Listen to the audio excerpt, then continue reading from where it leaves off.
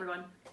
For a bit of Halloween fun, I'm going to read you all Carmen Machado's short story, Horror Story, from Guardian magazine.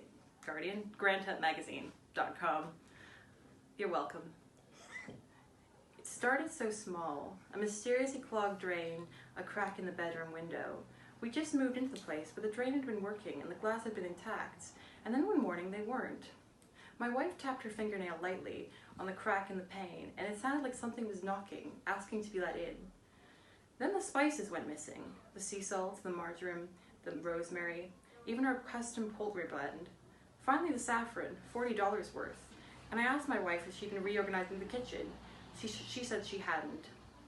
A few days later I found the soft red thread sprinkled in each cup of my bra. I'd have gone to her and produced it as evidence, though evidence of what I was not certain. But she'd been out of town the night I'd shrugged the bra onto the floor before bed, and still gone when I picked it up the next day. I tried to gather the saffron, but it dissolved to dust beneath my fingers, coloring the tips a burnt orange that didn't wash off for days. We blamed the neighbors, we blamed the cat, we blamed each other, especially when I was in the bathroom and she was in the bedroom, and I heard her say, "Love, did you hear the sound in the basement? Can you investigate?" And she heard me say, "Darling, did you hear the sound in the attic? Would you go and see what it is?" Luckily, we crossed paths when we did, in the hallway in between, otherwise who knows what would have been waiting for us in those cramped orifices of the house.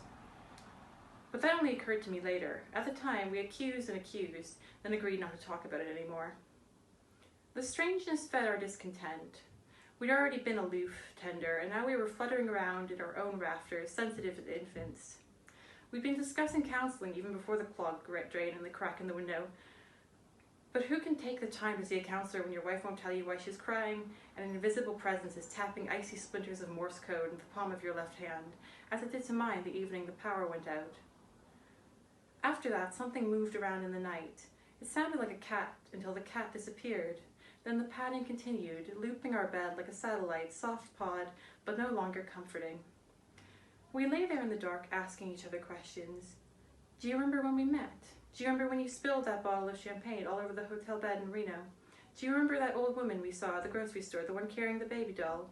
Do you remember when your cousin fell down the stairs at our 15th wedding anniversary? Do you remember the time I was trying to gently nibble your finger and bit down so hard by accident? Whatever walked around us gurgled like a pot at low boil whenever we fell silent, so we talked until we were too tired to care. We went to sleep in pajamas and woke to find them neatly stacked at the foot of the bed. One morning, my wife had a blue ribbon tied around her ankle, to which was knotted a tiny silver bell. My hairbrush vanished and showed up in the toilet bowl. My wife's daily vitamins were replaced with 8-penny nails. On Tuesdays, the full-length mirror only showed our reflections as we were as girls. Her gawky, me fat, both awkward and years away from the revelation that led us to one another, to this house. I broke the mirror, not by accident. We did research at the library, at City Hall, at the local historical society.